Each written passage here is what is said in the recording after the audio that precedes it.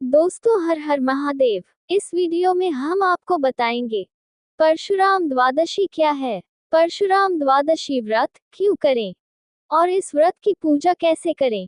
हिंदू धर्म में कई ऐसे व्रत त्योहार हैं जो संतान प्राप्ति की कामना से किए जाते हैं। इन्हीं में से एक है परशुराम द्वादशी व्रत। ये व्रत वैशाख शुक्ल पक्ष की द्वादशी तिथि को रखा जाता है। शास्त्रों में इस व्रत को बहुत ही शुभ फलदायी माना जाता है। मान्यता है कि इस दिन निसंतान दंपत्ति पूरे विधि विधान से पूजा और व्रत करते हैं, उनकी सूनी गोद जल्द भर जाती है। भगवान विष्णु के छठे अवतार भगवान परशुराम को समर्पित है। परशुराम द्वादशी व्रत वैशाख मास शुक्ल पक्ष के 12वें दिन मनाया जाता है। इस दिन भक्त एक कठोर व्रत का पालन करते हैं। मोहिनी एकादशी के अगले दिन परशुराम व्रत मनाया जाता है। कभी कभी दोनों व्रत एक ही दिन पड़ सकते हैं। शास्त्रों में इस व्रत को बहुत ही फलदायी माना गया है। शास्त्रों के अनुसार यदि किसी दंपत्ति संत की कामना है तो उन्हें परशुराम द्वादशी का व्रत करना चाहिए। परशुराम द्वादशी का महत्व। भगवान परशुराम को भगवान विष्णु के छठे अवतार के रूप में जाना जाता है। युक्रिनी माता का नाम रेणुका था। भगवान परशुराम त्रेता युग और द्वापर युग के दौरान रहे। शास्त्रों के अनुसार भगवान परशुराम को चिरंजीवी या अमर माना जाता है। भगवान शिव को प्रसन्न करने के लिए भगवान शिव ने कठोर तपस्या की और उनकी तपस्या से भगवान शिव ने उनके दर्शन और परशु की पेशकश की। भगवान शिव ने परशुराम को कलारीटू नामक कला का भी प्रशिक्षण दिया। दो विशाल महाकाव्य महाभारत और रामायण में भीष्म, द्रोण और कर्ण के गुरु के रूप में उनकी महत्वपूर्ण मूर्तियां अंकित हैं। परशुराम एक महान योद्धा थे। वो हमेशा भगवा वस्त्र धारण करते थे। उन्होंने भगवान शिव से मगरमच्छ शास्त्र का आदान प्रदान किया था। परशुराम ने भगवान शिव से युद्ध के गुर भी सीखे थे।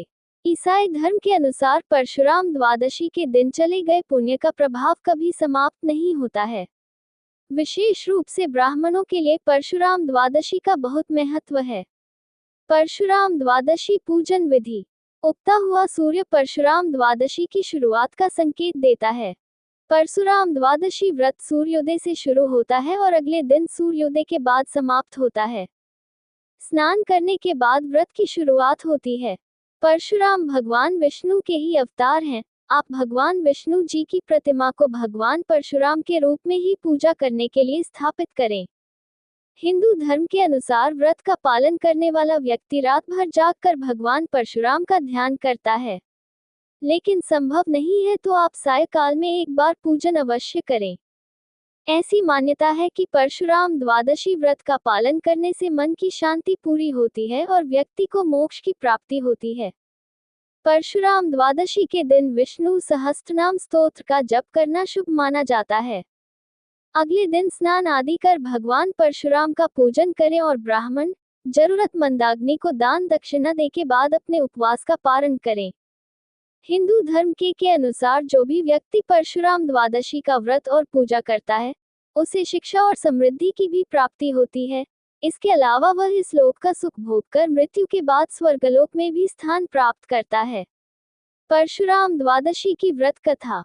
वीरसेन नाम का एक राजा था। उसका कोई पुत्र नहीं था, इसलिए उसने भगवान विष्णु को प्रसन्न करने के लिए कठोर तप करने का निर्णय लिया। तपस्या करने के लिए वह घने जंगल में चला गया।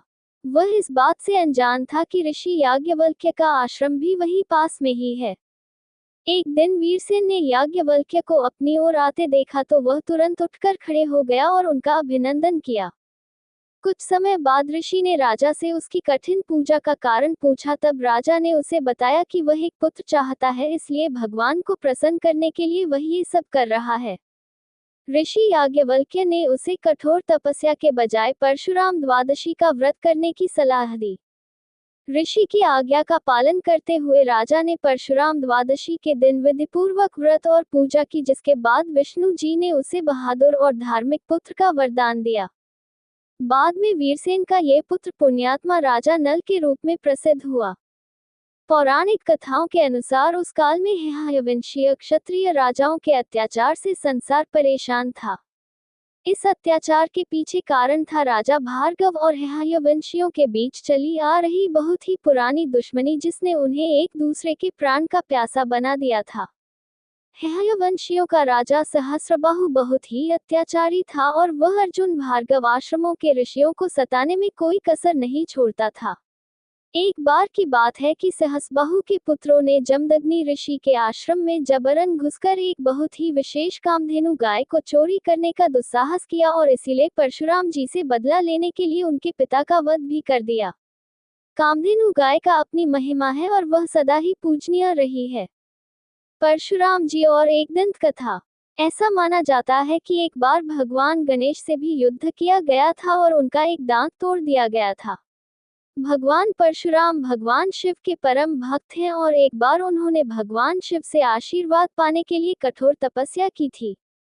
भगवान शिव उनके आध्यात्मिक गुरु थे, उन्होंने उन्हें शास्त्र और शास्त्र विद्या दी थी। भक्त भगवान परशुराम की पूजा करके उनकी पूजा करते हैं।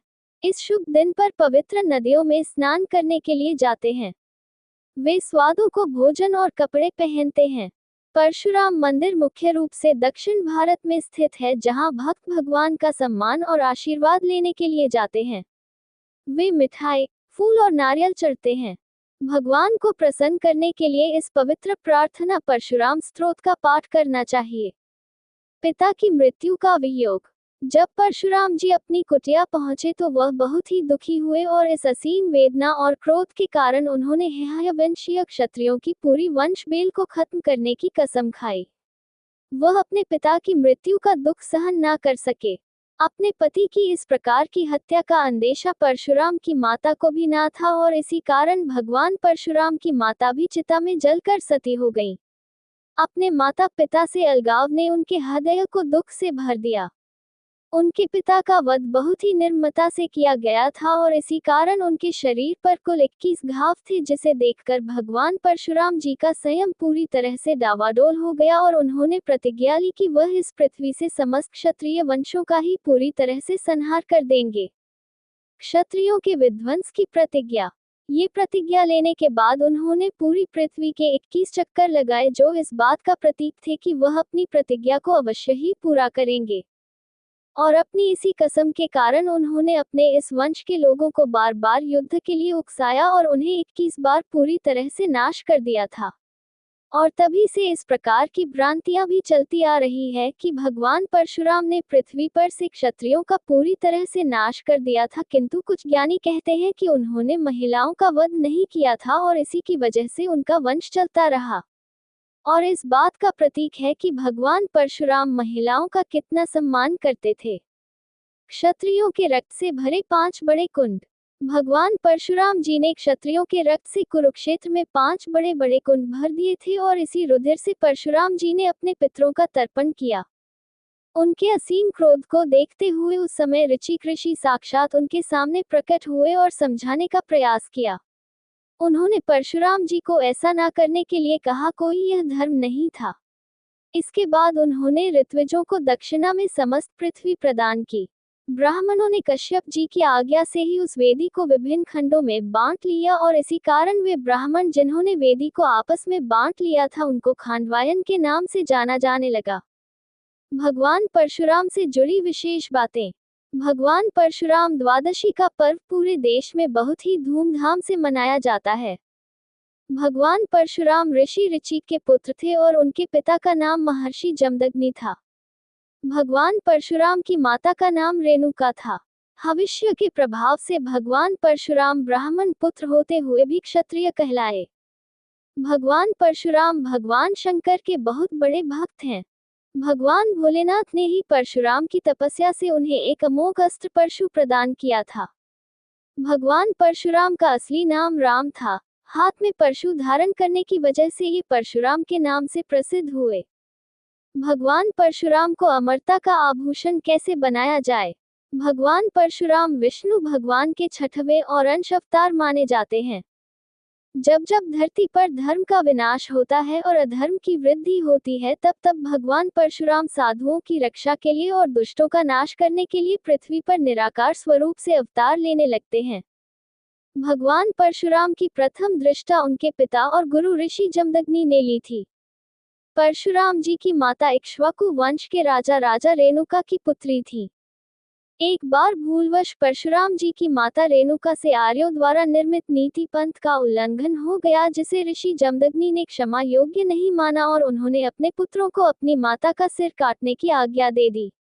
महर्षि जमदग्नि के चारों पुत्रों में से सिर्फ परशुराम जी ने अपने पिता की आज्ञा का पालन कर माता के सिर को धड़ से अलग कर दिया। ऐसा करने पर उनके पिता ने बहुत प्रसन्न होकर कहा था कि हे पुत्र, तुम पितृभक्ति की परीक्षा में डूबे हो और मैं चिरंजीवी के साथ साथ अमृतत्व का भी आशीर्वाद देता हूँ।